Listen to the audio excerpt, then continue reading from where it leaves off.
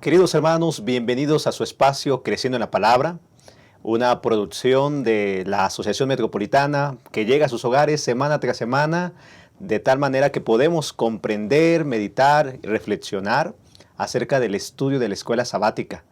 Corresponde estudiar la lección número 13 de este trimestre que hemos hablado acerca de la muerte. El título de nuestra lección, ¿qué es el hombre? ¿Qué es el hombre? Y hemos abordado los temas de la muerte y hoy hablaremos acerca de la esperanza. Para este estudio somos muy bendecidos de que tenemos nuestra arma, que es la Biblia, la palabra de nuestro Dios. Así que le invitamos para que pueda acompañarnos durante los siguientes minutos y aprendamos, para que usted pueda llevarlo a su iglesia, si usted es maestro, al igual que si es alumno, pueda comprender estos tópicos tan importantes que debemos enseñar a nuestros amigos, vecinos y familiares acerca de la esperanza que hay en nosotros.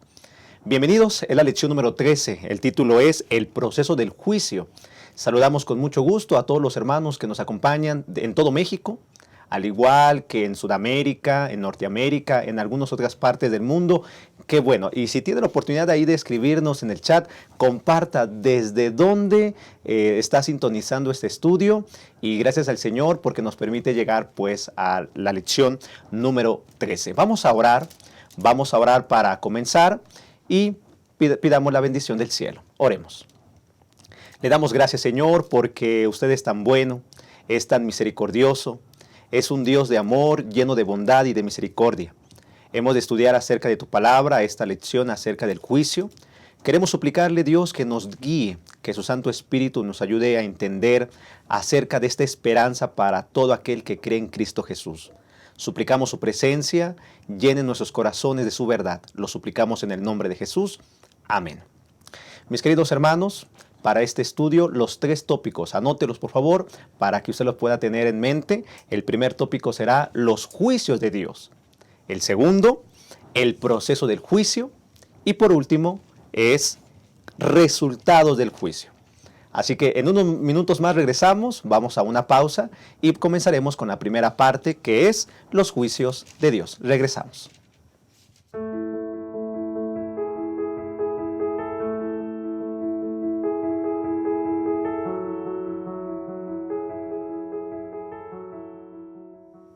Regresamos a su espacio Creciendo en la Palabra y hemos de abordar entonces el primer tópico, los juicios de Dios. En esta mesa de estudio nos acompañan 2 pastores de nuestra asociación en la Ciudad de México y está con nosotros el pastor David Magaña. Él es el pastor del distrito de Coyoacán. Pastor, bienvenido. Qué bueno que nos acompaña. Sí, muchas gracias, Pastor Isaí. Saludar a todos nuestros hermanos que cada semana ven este programa. Deseamos que este repaso de la lección sea de gran bendición para la vida de cada uno de ustedes. Muchas gracias, pastor. Qué bueno que está con nosotros. Y también está en esta mesa de estudio el pastor David Marván. Él es el pastor del distrito de Narvarte. Pastor, bienvenido. Gracias también por acompañarnos. Poder estar en este programa, en este repaso de la lección número 13, el proceso del juicio, que va a ser una lección sumamente interesante para todos nosotros y que yo creo también será de gran bendición para nuestras vidas. Acompáñenos, hermanos.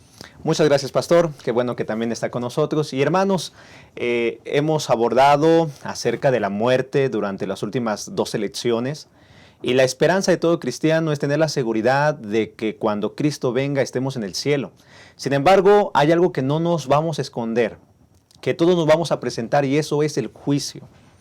Todos daremos cuenta de lo que hicimos mientras estuvimos en la carne, tal como lo dice el versículo de memoria de esta semana.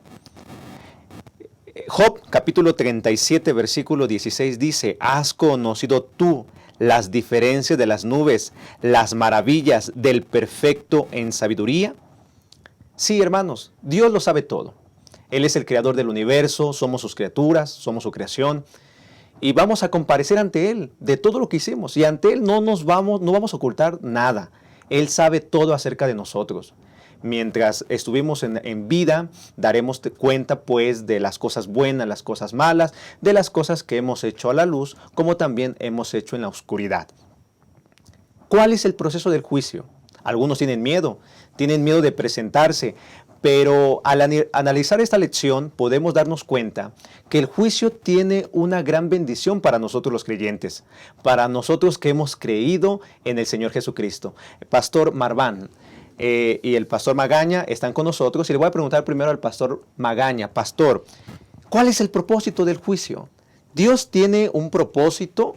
¿Es el lastimarnos, el que nos dé miedo? ¿O cuál es la intención de Dios al presentarnos acerca del juicio? Adelante, pastor. Sí, gracias, pastor Isaí. Bueno, primeramente tenemos que comprender el gran conflicto que inició en el cielo, cuando Lucifer se rebeló en contra del gobierno de Dios. Nosotros conocemos la historia. Durante este trimestre hemos analizado parte de esa historia. Lucifer y los ángeles que él engaña son expulsados del cielo. Posteriormente, el conflicto pasa aquí a la tierra, y aquí en la tierra Adán y Eva pecan. En todo el universo probablemente no había quedado revelado realmente cuál había sido el problema. Entonces, analizando el propósito del juicio, ¿cuál es el propósito del juicio? El propósito del juicio principalmente tiene que ver con vindicar el carácter de Dios en el gran conflicto. ¿Qué podemos decir a esto? Pues precisamente que Satanás fue quien tuvo la parte errada, y que Dios siempre se ha interesado en la salvación de las personas. Entonces, primeramente, ¿en qué consiste el propósito del juicio? Principalmente, pastor Isaí, consiste en vindicar el carácter de Dios, que ante el universo pueda quedar de manifiesto que Dios tiene la razón, y que Satanás, lo vamos a analizar más adelante hablando del milenio, que Satanás está equivocado. Por otro lado, nosotros también podemos analizarlo en base a Romanos capítulo 3, del versículo 21 al versículo 26, donde se habla de la condición de la humanidad, cómo es que el ser humano puede ser condenado por la ley, pero es justificado gracias a Cristo Jesús. ¿Qué otro propósito también busca el juicio de Dios?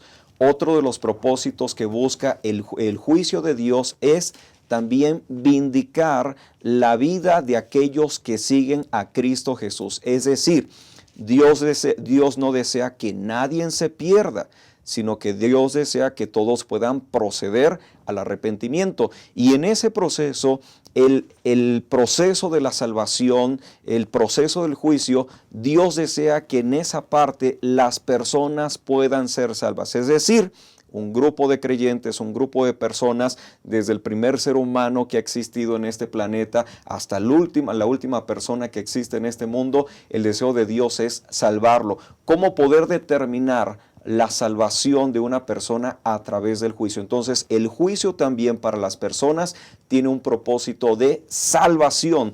Sin embargo, hay otros elementos que también vamos a estar considerando durante el repaso de esta lección de escuela sabática, y es que también parte del propósito del juicio es dar el castigo a quien lo merezca. Y finalmente, dentro del propósito del juicio, como lo menciona la lección de esta semana que estuvimos analizando, es que debemos de recordar primeramente que Dios es un Dios de amor, que juzga y da soluciones a los problemas de la muerte, el sufrimiento, el dolor, la injusticia y la violencia. Entonces, todas las consecuencias del pecado van a terminar en el proceso final del juicio. El proceso final del juicio, cuando se desarrolla el juicio o cuando termina el juicio, cada una de estas cosas negativas como la muerte, el sufrimiento y el dolor son erradicadas gracias al propósito, al proceso del juicio. Pastor Isaí. Muchas gracias, Pastor Magaña. Hermanos,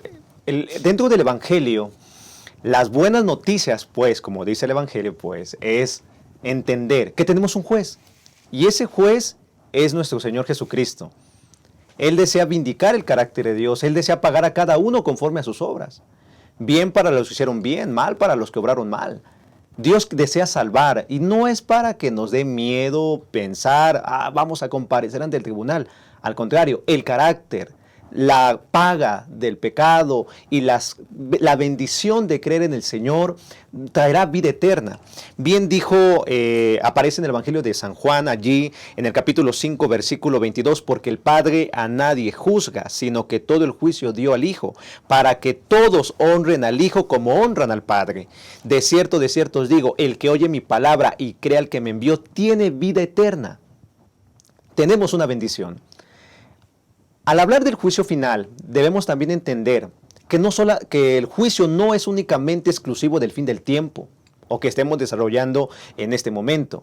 A través de la Biblia se nos ha presentado diversas formas, diversos ejemplos de cómo Dios ha juzgado y el resultado es hacer un bien al pueblo de Dios. Pastor Marván, ¿qué ejemplos tenemos en la Biblia acerca de juicios que Dios ha llevado para el bien de su pueblo? Muchas gracias, Pastor Isaí.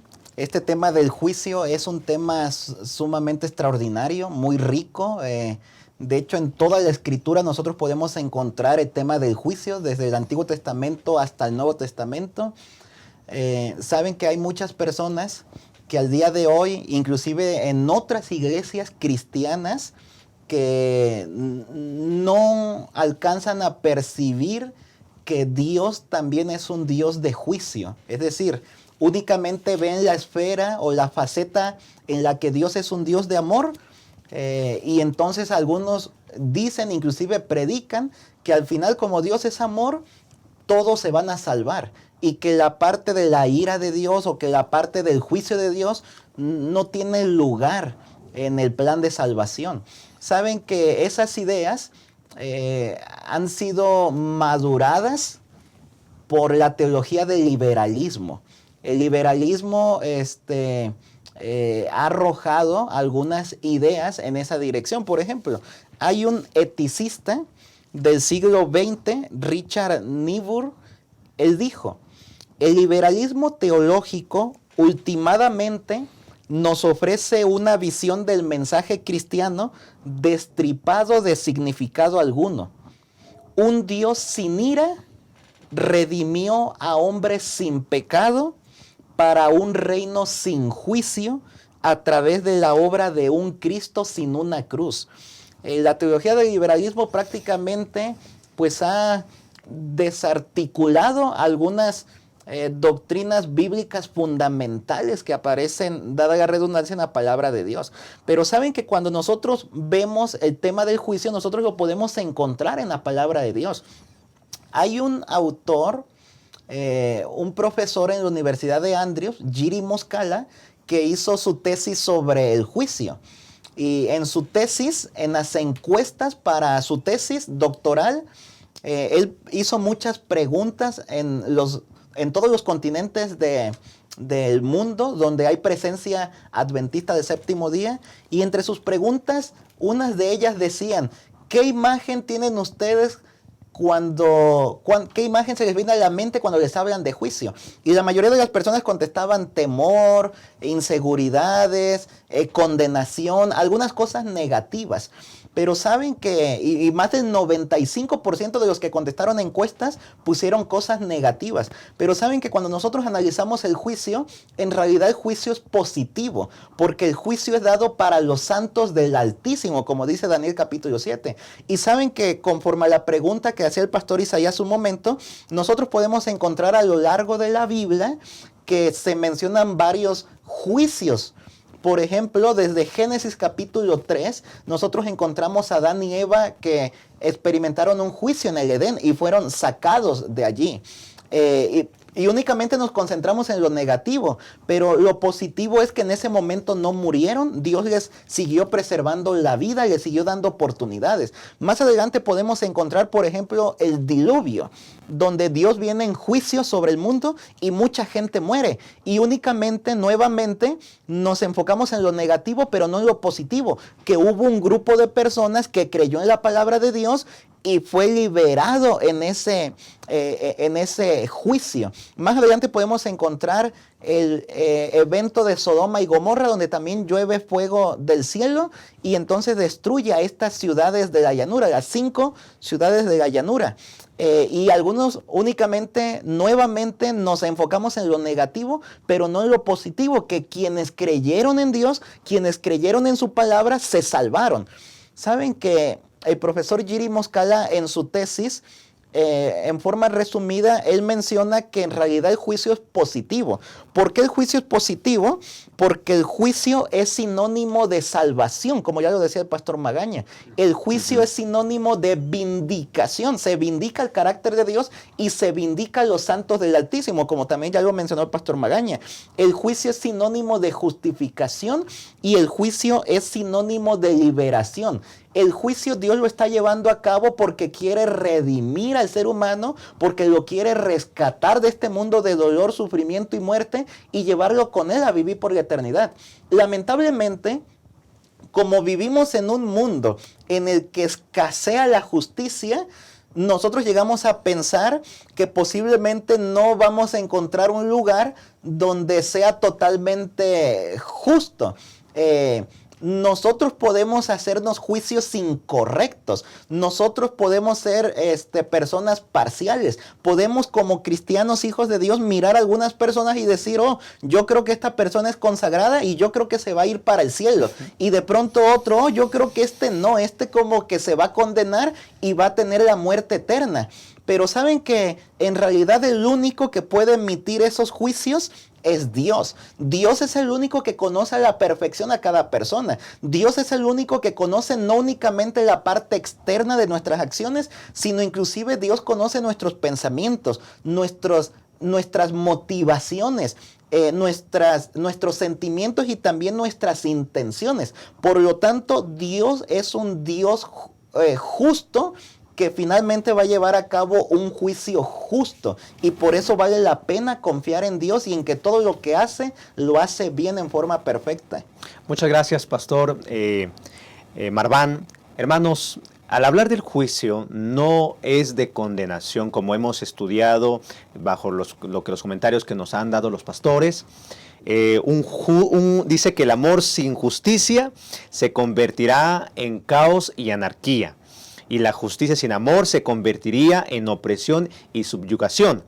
El proceso judicial de Dios, mis queridos hermanos, tal como hemos aprendido, es una combinación perfecta. Sí, una combinación perfecta de justicia y misericordia, donde Dios hará justicia por nosotros. Pero, pastores, Pastor Marván, Pastor Magaña, ¿quiénes se van a presentar ante el juicio? ¿Será que en el contexto de esta lección, para los que están en el cielo, como algunos han creído que ya se fueron al cielo y ya no va a haber juicio para ellos? ¿Cómo va a estar eso? ¿Qué es lo que nos dice la Biblia? Si va a haber un juicio, entonces, ¿quiénes se van a presentar? Adelante, pastor. Sí, gracias. Bueno, este tema del juicio es un tema muy interesante y es un tema muy amplio que podríamos pasar mucho tiempo el poder analizarlo, pero quiero responder específicamente esta pregunta. ¿Quiénes son los que van a participar del juicio? La respuesta la sabemos y es que todos vamos a participar de este juicio. En 2 de Corintios 5:10 encontramos una referencia donde dice: porque es necesario que todos nosotros comparezcamos ante el tribunal de Cristo, para que cada uno reciba conforme lo que haya hecho mientras estaba en el cuerpo, sea bueno o sea malo. La misma referencia la vamos a encontrar en Romanos 14:10, prácticamente es la misma expresión. Entonces, todos vamos a participar del juicio de Dios. Y esto, lejos de ser una mala noticia, es una buena noticia, porque el propósito del juicio para los que están en Cristo Jesús es para salvación. Ahora, hay algunas cosas que debemos de tomar en cuenta en relación a la participación de quiénes son los que van a entrar en este proceso del juicio. Ya el apóstol Pablo nos dice que todo. Hace unos días atrás tuve la oportunidad de ver un documental acerca de el genocidio que realizaron Alemania, los nazis. Y estaba viendo que en este año 2022 todavía se están juzgando y buscando a criminales de guerra, que esto ocurrió en la Segunda Guerra Mundial. Y me llama la atención que en este documental, quienes están llevando a cabo este juicio, ellos dicen, tenemos muy poco tiempo para poder desarrollar este juicio, porque las personas que cometieron estos crímenes muy probablemente pronto se van a morir y no van a ser juzgadas conforme a una ley en Alemania, ¿no? Entonces, esto me llama la atención y esto me hace pensar que dentro de esos crímenes de guerra han habido personas que no han recibido una sentencia o no han sido juzgados, hablando terrenalmente. Pero el juicio nos enseña que todos, muy probablemente en la Segunda Guerra Mundial, muchos escaparon y no fueron juzgados como se merecían, hablando de las cosas terrenales. Pero en el juicio de Dios todos van a ser partícipes de eso. Y es que algunos pudieron haberse escapado, algunos pudieron haberse ido a otro lugar y no haber recibido una sentencia en esta vida. Lo que nos enseña la Biblia es que delante de los ojos de Dios todas las cosas están abiertas. Aún las cosas que pueden ser hechas en lo oculto, aún las cosas que para algunos son desapercibidas y nadie se da cuenta de lo que los demás están haciendo, aún de esas cosas pequeñas, dice la Biblia, todos van a compadecer ante el juicio de Dios. ¿Cuál es la buena noticia, Pastor Isaí? La buena noticia es que abogado tenemos ante el Padre, a Jesucristo el justo. Sin embargo, si nosotros no nos arrepentimos, según lo que analizamos en el Evangelio de Mateo capítulo 25, a los de la derecha les va a decir que pueden heredar la vida eterna. A los de la izquierda, representado a través de cabritos, les va a decir, apártense de mí, hacedores de maldad. Todos hemos de participar. Algo que el Salomón nos dice a través de la palabra, el fin de todo discurso oído es este: teme a Dios y guarda sus mandamientos, porque esto es el todo del hombre, porque Dios dará a toda obra juicio juntamente con toda cosa encubierta, sea buena o sea mala. Hay algo que debemos de reflexionar. Si hay un juicio que lo veremos en la siguiente sección, ¿cómo debería afectar? ¿Cuál debería ser nuestra actitud al saber que nos vamos a presentar ante el tribunal de Cristo? Vamos a una pausa y regresamos. Vamos a la segunda sección ahorita, que es el proceso del juicio. ¿Qué juicio vendrá en un futuro? Lo analizaremos en la siguiente sección. Quédese con nosotros. Regresamos a Creciendo en la Palabra.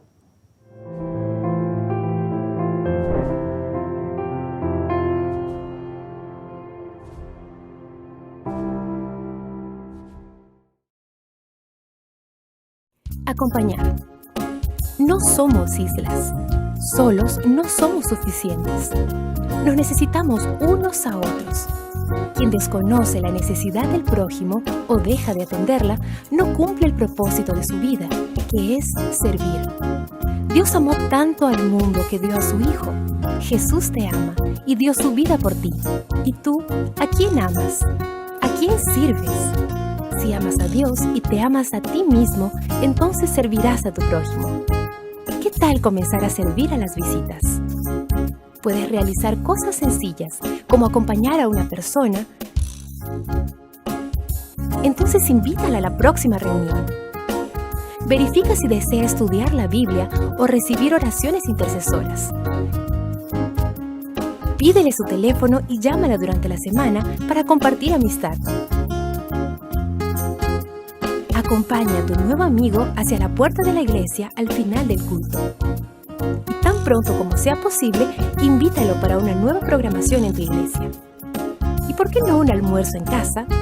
Amar es eso, demostrar interés. Amar es un estilo de vida, y esta es nuestra misión.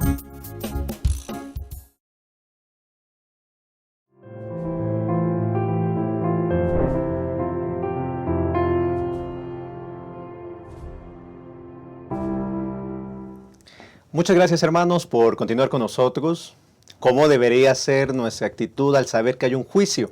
Le invitamos para que pueda allí dejar sus comentarios en el chat. Escríbanos cómo debería ser nuestra manera de vivir al saber que todos vamos a comparecer ante el tribunal de Cristo. Romanos capítulo 14, versículo número 10, versículo 10 dice, porque todos compareceremos ante el tribunal de Cristo. Versículo 12, de manera que cada uno de nosotros dará a Dios cuenta de sí. Daremos, pues, cuenta de todo lo que hicimos, donde dice la palabra. Y en este espacio hablaremos acerca del proceso. Hay un proceso en 3 partes y hemos de analizar en esta siguiente sección este proceso con el juicio investigador o preadvenimiento, el juicio vindicativo o milenial y el juicio ejecutivo. Pastor Marván, en este momento se lleva a cabo un juicio, el juicio investigador. ¿Cuál es el propósito, pastor, de que Dios esté realizando ahorita y en este momento pues este juicio? Muchas gracias, Pastor Isaí. Esta es una pregunta sumamente interesante y quisiera regresarme un poquito para abordar lo siguiente. ¿Por qué es importante este tema de juicio en este contexto de la elección de este trimestre?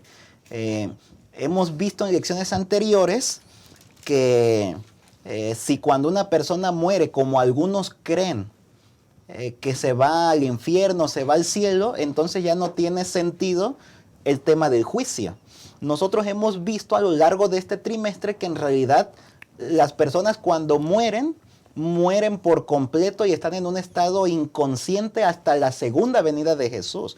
Y entonces el tema del juicio es fundamental. Y eso es lo que estamos estudiando durante esta semana. Algunos podrían en sentido de crítica decir, bueno, pero el juicio... ¿para qué Dios va a hacer juicio? ¿Acaso Dios no sabe quién se va a salvar, quién se va a perder? La respuesta es claro que sí. Dios sabe quién se va a salvar y quién se va a perder. Pero lo que tiene que ver con el juicio en realidad es para los demás seres, tanto los que están en el cielo, otros mundos, como los mismos seres humanos. Y en los seres humanos, tanto los justos que se han entregado a Dios, como los impíos que rechazaron a Dios. Así que entonces, cuando entramos nosotros al tema del juicio, nosotros podemos encontrar que el juicio tiene diferentes etapas. Y esas etapas son, número 1, el juicio preadvenimiento o investigador.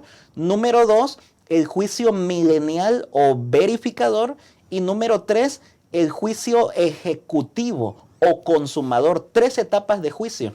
Cuando nosotros hablamos con otros cristianos de otras denominaciones, no hay ningún problema con la segunda y tercera etapa, el juicio milenial y el juicio consumador o ejecutivo, el juicio final. No hay ningún problema. Los demás cristianos encuentran en la Biblia lo que tiene que ver con el juicio del milenio y con el juicio ejecutivo.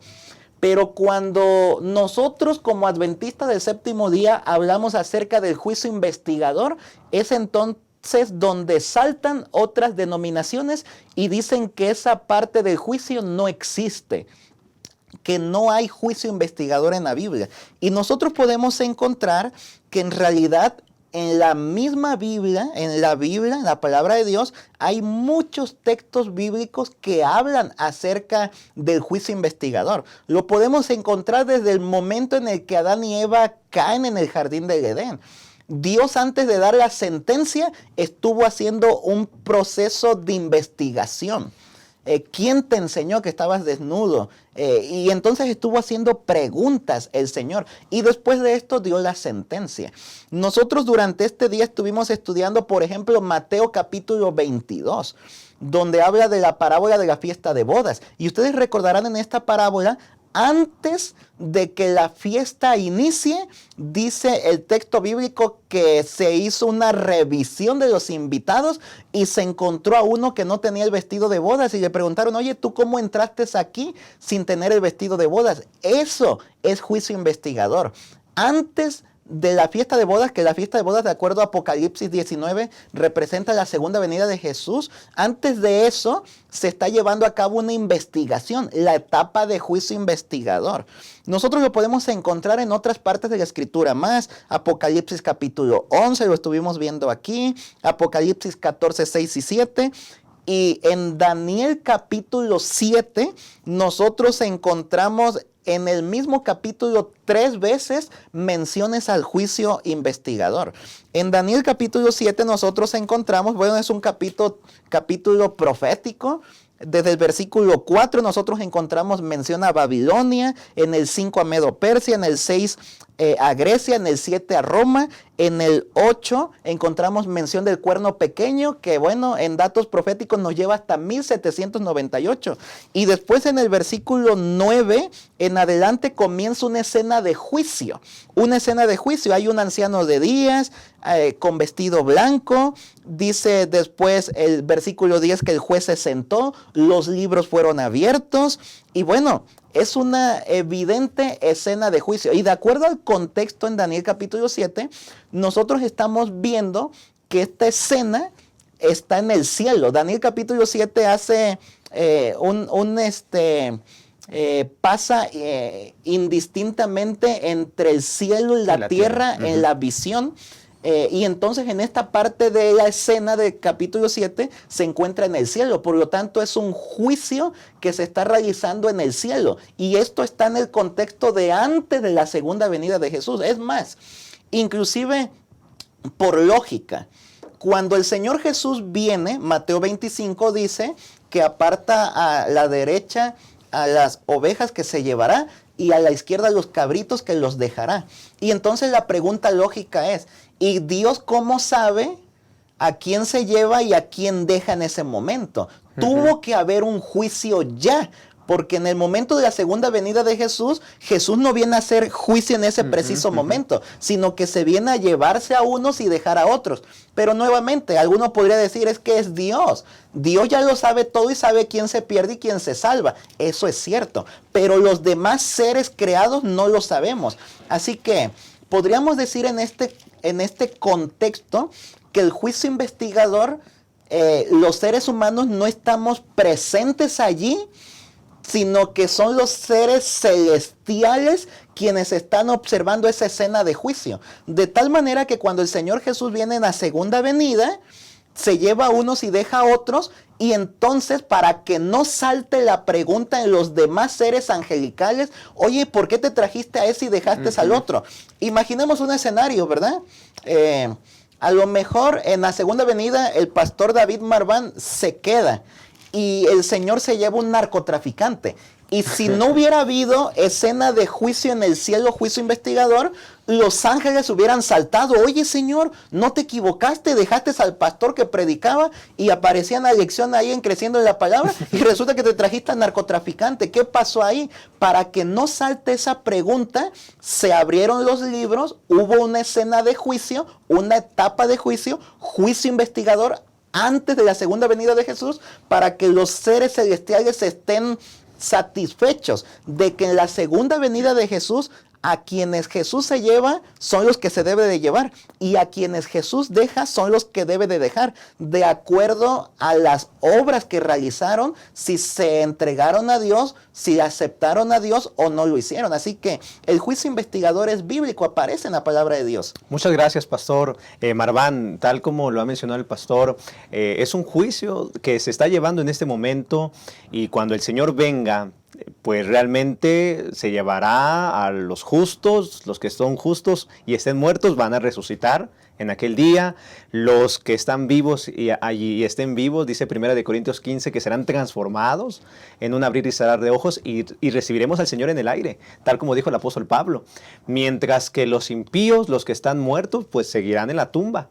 ¿Sí? Habrá una resurrección especial que en una lección pasada hemos estudiado, como también los que hayan hecho lo malo irán a la tumba. Dice segunda de Tesalonicenses capítulo 7 y 8, y a vosotros que sois atribulados, daros reposo con vosotros, cuando se manifieste el Señor Jesús desde el cielo con los ángeles de su poder, en llama de fuego, para dar retribución a los que no conocieron a Dios, ni obedecen al evangelio de nuestro Señor Jesucristo, los cuales sufrirán pena de eterna perdición, excluidos de la presencia del Señor y de la gloria de su poder.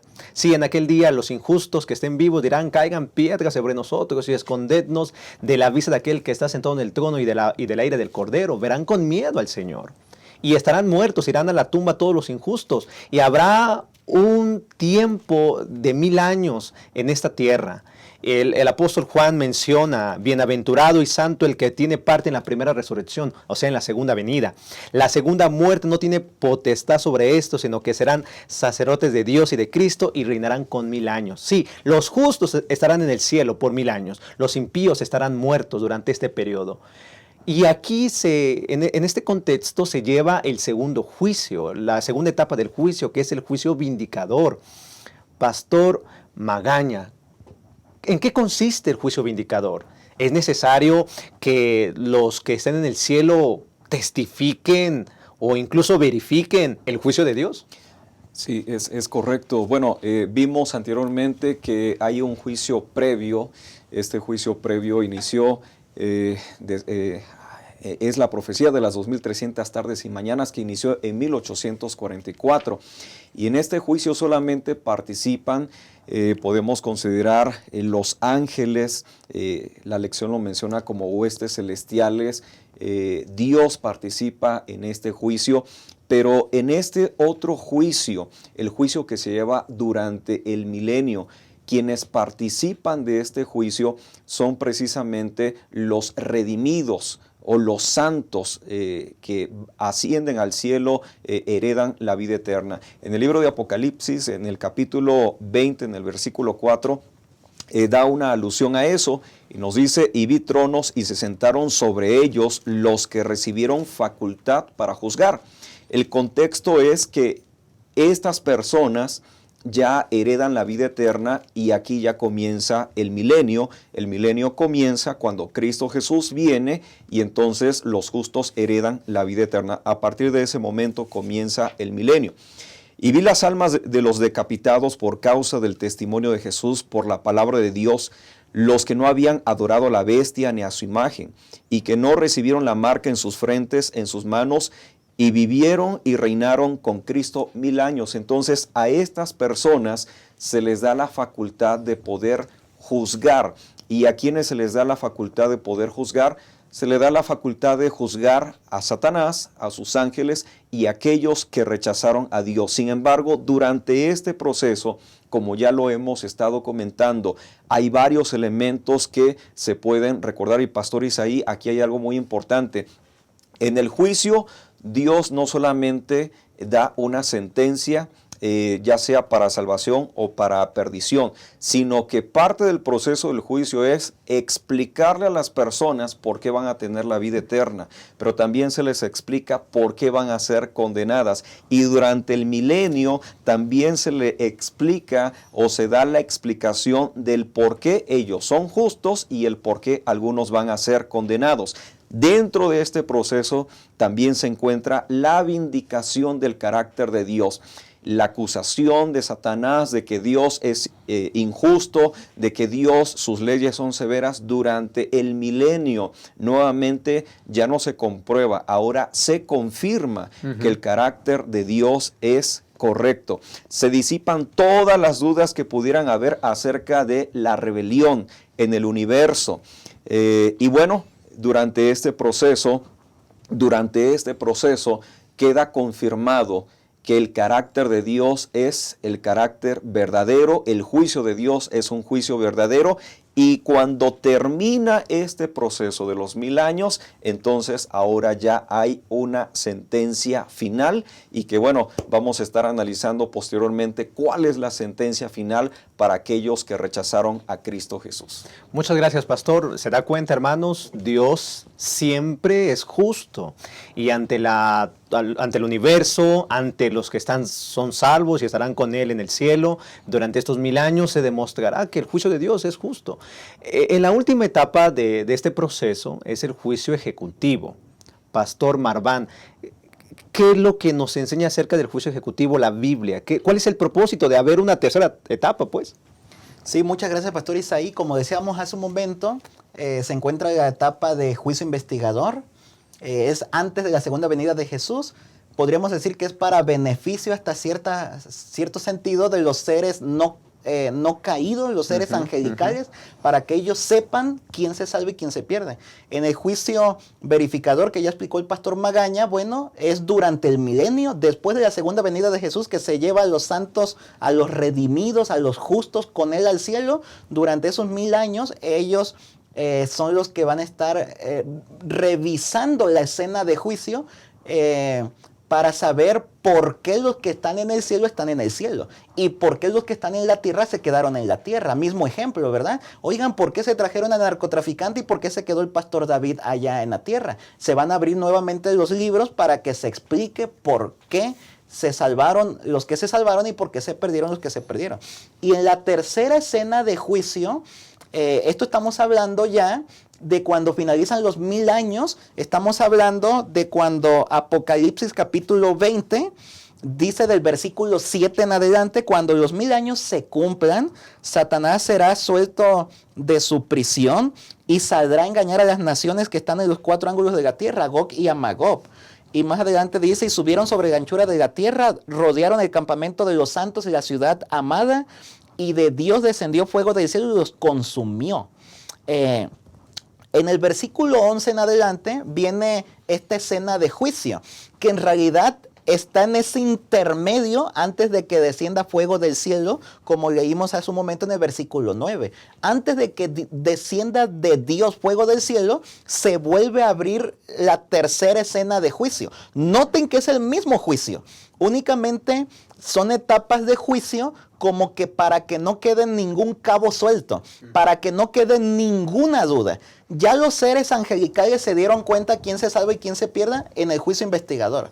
Ya los redimidos que se salvaron, que resucitaron y se fueron con Jesús, saben quién se salvó y quién se perdió en el juicio milenial. Pero ahora faltan los impíos. Los impíos también podrían dar un salto, porque dice Apocalipsis que entonces Satanás sale de su prisión, todos los impíos que no aceptaron a Jesús, que no se fueron al cielo, resucitan nuevamente y Satanás los convence de dar un golpe de estado. Satanás los engaña, les dice, miren, esa ciudad la tenemos que tener nosotros. Únanse conmigo y vamos a vencerlos y los vamos a sacar de allí. Y los engaña para dar un golpe de estado. Imagínense nuevamente el ejemplo, ¿no? De pronto los que están afuera, los impíos, alcanzan a ver que allá adentro hay un narcotraficante. Y de pronto unos dicen, oigan, ¿y por qué aquel narcotraficante pudo entrar y por qué nosotros no? Si aquel era más severo que nosotros, aquel era un asesino, no sé, dañó a muchas personas a través de la droga. ¿Por qué entró? A lo mejor tenía dinero y compró la entrada. Para que no quede ninguna duda, ningún cabo suelto, en ese momento nuevamente se vuelven a abrir los libros, dice Apocalipsis. Y vuelve a haber escena de juicio, el mismo juicio. Únicamente ahora se está revelando para los impíos. Los seres angelicales ya lo saben, juicio investigador. Los redimidos que están dentro de la ciudad ya lo saben, pero los impíos no lo saben. Así que la tercera escena de juicio, el juicio ejecutivo, es para que los impíos se den cuenta por qué los que están adentro se salvaron y por qué los que están afuera se perdieron. Es ahí donde Conflicto de los Siglos expande un poco más esa mirada y dice que inclusive aparecerán como pantallas panorámicas y entonces verán al Hijo de Dios cuando murió en la cruz. Verán inclusive todas las ocasiones cuando ellos tuvieron oportunidad de aceptar a Jesús, pero lo rechazaron. Entonces ellos al final ya no tendrán duda. Y como dice Apocalipsis, todos juntos, impíos, justos, seres angelicales al unísono dirán, justos y verdaderos son tus caminos, oh Señor Dios Todopoderoso. Así que la tercera escena de juicio y juicio ejecutivo es para que los impíos se den cuenta del por qué los que se salvaron y por qué ellos se perdieron. Y finalmente después de esto llueve fuego del cielo y lamentablemente los destruye a todos ellos por completo, sin dejarlos ni raíz ni rama, como estudiamos en Malaquías capítulo 4, versículo 1. Muchas gracias, Pastor Marván. Hermanos, es muy interesante que usted entienda, porque la Biblia lo presenta acerca del juicio. Y tal como le pregunté hace un momento en la primera sección, le vuelvo a preguntar a usted de nuevo. ¿Qué actitud deberíamos de tener al saber que seremos y nos presentaremos ante el tribunal de Cristo en aquel momento? ¿Cómo deberíamos de vivir? Tal como se ha mencionado, en el deseo de todas las gentes menciona que no había defecto en el gobierno de Dios, ni causa de desafecto cuando los pensamientos de todos los corazones sean revelados, tanto los leales como los rebeldes se unirán para declarar: justos y verdaderos son tus caminos, Rey de los santos. ¿Quién no te temerá, oh Señor, y glorificará tu nombre? Porque tus juicios se han manifestado. Dios es justo. En la última sección analizaremos cuáles serán los resultados de este juicio. Le invitamos para que quede con nosotros. Escríbanos ahí en el comentario, ahí en el chat, cómo debería afectarnos esto, cuál de actitud deberíamos de tener al saber que nos presentaremos ante el tribunal de Cristo. Regresamos. Quédese con nosotros.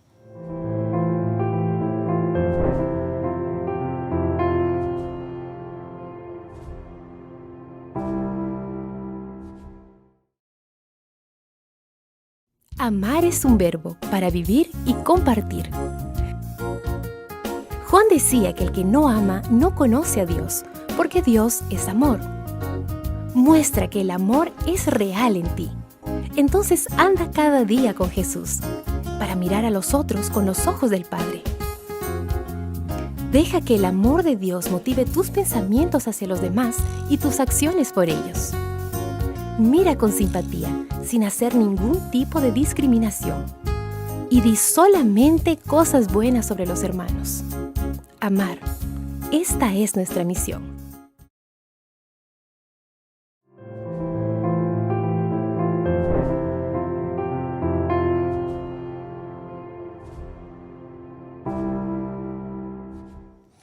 Regresamos a esta última parte de este repaso de la lección. Esperamos que usted pueda estar tomando nota. Recuerde que este propósito de este video es que usted lo pueda compartir y que también pueda usted enseñar a sus alumnos en el repaso de la lección en su iglesia, como también ser un medio de testificación, contar a otros de lo que vendrá en un futuro. Y mis queridos hermanos, esto nos da la seguridad de que el Señor está con nosotros, de que el Señor es nuestro abogado, que Él es nuestro juez, y si nos perdemos es porque nosotros quisimos. Y en la parte final, entonces, los resultados del juicio. ¿Qué dos sentencias habrá, Pastor Magaña? Hay dos caminos únicamente. ¿Qué decisiones debemos tomar ahora? Sí, gracias, Pastor Isaí. Bueno, hay dos caminos. Al final del juicio hay solamente dos resultados. Cristo Jesús lo dijo en San Juan capítulo 5, versículo 28 y 29. Donde dice: no os maravilléis de esto, porque vendrá hora cuando todos los que están en los sepulcros oirán su voz. Versículo 29 nos dice: y los que hicieron lo bueno saldrán a resurrección de vida, mas los que hicieron lo malo a resurrección de condenación. Los que hicieron lo bueno involucra a los que aceptaron a Cristo Jesús y a pesar de sus errores, a pesar de sus equivocaciones, a pesar de sus pecados, ellos aceptaron la sangre de Cristo Jesús y fueron limpiados de sus pecados. Son a los que en Apocalipsis se llama que están escritos sus nombres en el libro de la vida. En el libro de Apocalipsis describe de alguna manera en el capítulo 21 cuál es esa recompensa que han de tener los que han de resucitar para vida eterna. Capítulo 21, versículo 1 dice: vi un cielo nuevo y una tierra nueva, porque el primer cielo y la primera tierra pasaron y el mar ya no existía más. Y yo, Juan, vi la santa ciudad, la nueva Jerusalén, descender del cielo de Dios, dispuesta como una esposa ataviada para su marido. Y oí una gran voz del cielo que decía: he aquí el tabernáculo de Dios con los hombres, y Él morará con ellos. Yo creo que la recompensa más linda de poder recibir la vida eterna es poder estar cerca de la presencia de Dios, como lo hicieron en un inicio Adán y Eva. Pero también en San Juan capítulo 5, versículo 29, menciona que los que hicieron lo malo saldrán a resurrección de condenación. Es la parte triste, es la parte mala, pero que hay una sentencia. También el libro de Apocalipsis nos menciona en el capítulo 20, en el versículo 14, la consecuencia de esta mala decisión.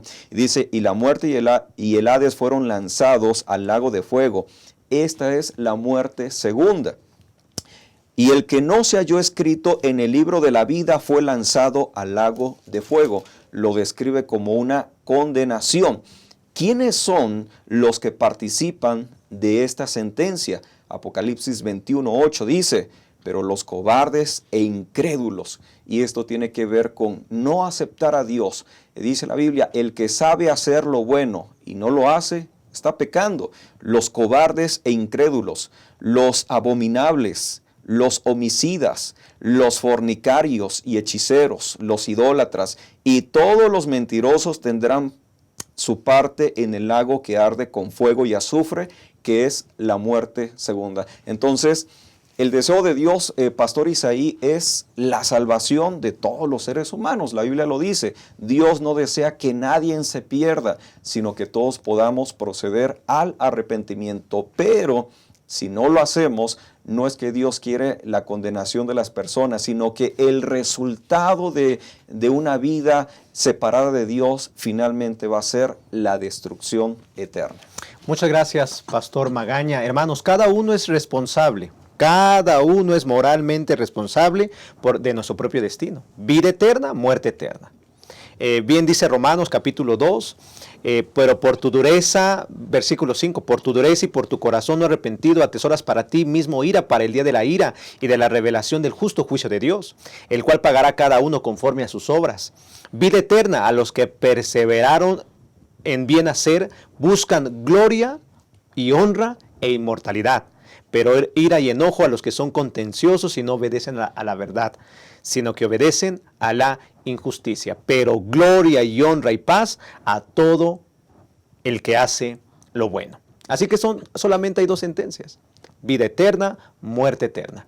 Hace un momento el pastor Marván, usted mencionó, pastor, que los impíos en el fin del tiempo les caerá fuego del cielo y los va a consumir. ¿Y qué pasará con los justos? ¿Dónde van a estar? Si estaban en el cielo, ¿a dónde van a estar ahora, pastor? Muchas gracias, Pastor Isaí. Qué interesante esta parte de la lección. Estábamos viendo en Apocalipsis capítulo 20, versículo 11 al 15, lo que tiene que ver con la tercera escena de juicio. Se abrieron los libros, se pusieron tronos, se abrió el libro de la vida, también dice por allí. El mar entregó a los muertos. Ya esa parte la decíamos, que habían resucitado los malos, que Satanás los engañó y querían dar un golpe de estado. Y entonces es en ese contexto que el versículo 14 dice, esta es la muerte segunda, cuando llueve fuego del cielo y los destruye a todos. Ahorita regresamos a ese puntito. Los impíos quedan destruidos y por otro lado los justos quedan salvados, redimidos, liberados de este mundo de dolor, pecado, de sufrimiento, enfermedad y muerte en el que vivimos. ¿Saben que eso es parte de un acto amoroso de Dios? Que los redimidos se salven, es un acto amoroso de Dios. Dios está mostrando su amor en la salvación, en la liberación, en la justificación, en la vindicación. Y entonces, ¿qué harán ellos? Bueno, los redimidos vivirán en ese mundo preparado por Dios, donde, como dice la Escritura más adelante en Apocalipsis 21, habrá un cielo nuevo y una tierra nueva. Como dice el apóstol Pedro también en segunda carta de Pedro capítulo 3, nosotros esperamos según sus promesas cielos nuevos y tierras nuevas, en las cuales mora la justicia. Un lugar, como dice Apocalipsis 21:4, donde ya no va a haber más llanto, ni clamor, ni dolor, ni muerte, porque esas cosas habrán pasado. ¿Qué más experimentarán los justos redimidos por Dios? Experimentarán vivir en la misma presencia de Dios. Ya en la escritura bíblica nosotros encontrábamos que ningún ser humano ha visto a Dios. Jamás, dice, bueno, la escritura y en los evangelios. Pero cuando en la eternidad el ser humano redimido viva con Dios, claro que lo verá. porque el que no habían visto a Dios estaba en el contexto humano de caída, de que el pecado hace separación entre Dios y el hombre, pero en la eternidad, cuando Dios redime a su pueblo, a los que lo aceptaron, entonces van a vivir en la misma presencia de Dios para siempre. Apocalipsis 21, capítulo 22 también agrega que vivir con Dios es algo así como estar en el templo de Dios, en el santuario de Dios, lo que habla acerca de adoración. Tal como lo menciona Isaías capítulo 66, 22 y 23, que también de mes en mes, de sábado en sábado, nos presentaremos ante Dios y adoraremos. Estaremos pues en la presencia de Dios y tendremos muchos motivos, claro, para adorar, seguir adorando a Dios. Lo que ya lo hacemos aquí, lo seguiremos haciendo por la eternidad. ¿Qué más harán? Bueno, serán sellados, ¿no?, para siempre con el nombre de Dios, serán pertenencia de Dios. Ya el mal nunca más se volverá a levantar porque ya no quedó ningún cabo suelto, como dijimos hace un momento. Todos al unísono reconocieron que justos y verdaderos son los caminos de Dios. Por otro lado, regresando a un puntito anterior, los impíos son destruidos. Saben que ese también es un acto amoroso de Dios. Y alguno podría preguntar, ¿cómo que un acto amoroso de Dios? Repito, al día de hoy hay muchas personas que consideran que si Dios destruye a algunos seres humanos, Dios es algo así como un tirano, como un castigador. Como que eso no va con la imagen de que Dios es amoroso. Pero miren que la escritura bíblica, tanto desde el Antiguo hasta el Nuevo Testamento, menciona que finalmente Dios va a tener que ejecutar sus juicios. No todos se van a salvar. Si todos se salvaran, inclusive los malos, fíjense que ellos vivirían, ¿cómo decirlo? Como que no vivirían en sintonía con los justos redimidos. Se sentirían mal en la presencia de los justos y en la presencia de Dios. La escritura bíblica dice que Dios es como un fuego consumidor. Y para ellos precisamente sería un fuego consumidor porque ellos nunca lo aceptaron. ¿Saben que una vez yo estaba platicando en un círculo con unas personas, entre ellos había unos no cristianos, y de pronto en la conversación habló un poquito acerca de religión, habló un poquito acerca de cielo, del infierno tal como algunas personas dijimos ya durante este trimestre que lo creen, que hay un lugar de tormento, que nosotros como adventistas no creemos eso. Y entonces una persona no cristiana dijo, no, a mí no me gustaría irme al cielo a vivir, ¿no? Yo ni me voy a sentir bien, dijo él. ¿Cómo me voy a ir al cielo y voy a estar ahí con gente buena? Si aquí me causa repulsión ese tipo de personas, me dan ganas de vomitar cuando estoy con gente buena. ¿Cómo voy a estar yo en el cielo con gente que esté tocando arpas y que haya música clásica? Él dijo, no, yo me quiero ir al infierno. Yo me quiero ir al infierno porque allá quiero escuchar música rock. Allá quiero estar con las personas con las que yo me siento bien, con las que puedo hablar como yo quisiera. Bueno, hay un punto a resaltar ahí, que los malos no se sentirían bien en la presencia de Dios y con otras personas justas. Así que Dios destruya a los impíos también es un acto amoroso. Es un acto amoroso de parte de Dios, porque ellos ahora sí vivirían por toda la eternidad sintiéndose mal, viviendo desdichados, sintiéndose incómodos, y eso sería un martirio para ellos por la eternidad. Eso sí sería un castigo por la eternidad para ellos, pero como un acto amoroso de Dios, Dios dice, ¿saben qué? Los voy a destruir para siempre, porque ustedes no van a poder sentirse bien viviendo en mi presencia y con todos los redimidos. Así que qué interesante el proceso de juicio que Dios realiza para el ser humano. Muchas gracias, pastor. Realmente es que la teología del juicio, entonces podemos decir, pues es la máxima revelación y demostración del amor, la verdad, la justicia de nuestro Dios. Hemos llegado al final de este estudio, mis queridos hermanos, hemos aprendido, no hay que temer, no hay que preocuparnos. Si estamos en Cristo, podemos tener esa esperanza, esa seguridad de que no va a haber condenación, si vivimos en Él y permanecemos en Él, ya que los justos juicios de Dios son rectos. Sí, y son justos. Y Dios es justo al justificar a los pecadores que lo aceptaron, confiaron en Él como su Salvador personal y le dijeron no al problema del pecado, de la maldad, y también decirle no a Satanás y a los ángeles caídos. Pastor Magaña, Al llegar a esta conclusión de este estudio, ¿con qué se queda usted? ¿Qué mensaje le da a los maestros que siguen este estudio para que puedan resaltar en la lección que tienen en sus iglesias? Sí, gracias, Pastor Isaí. Hay algo que yo quiero resaltar en este proceso del juicio del cual estamos hablando, y es la esperanza que nosotros tenemos en Cristo Jesús.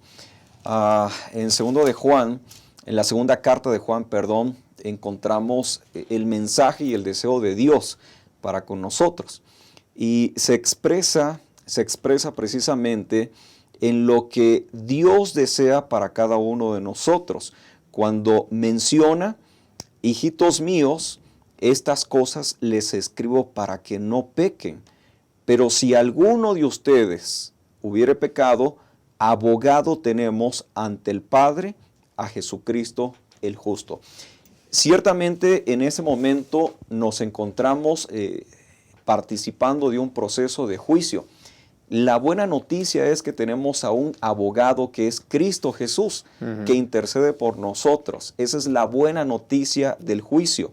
Para algunos el juicio la sentencia pues ya está determinado, porque algunos ya están muertos y no puede haber un revés, no se puede llevar a cabo, una persona no se puede arrepentir una vez muerta.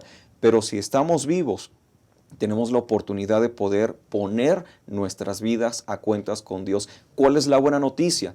El deseo de Dios que podamos ser salvos gracias a lo que Cristo Jesús hizo por cada uno de nosotros. Que Dios les bendiga, apreciados hermanos. Muchas gracias, Pastor Magaña, por acompañarnos en este estudio.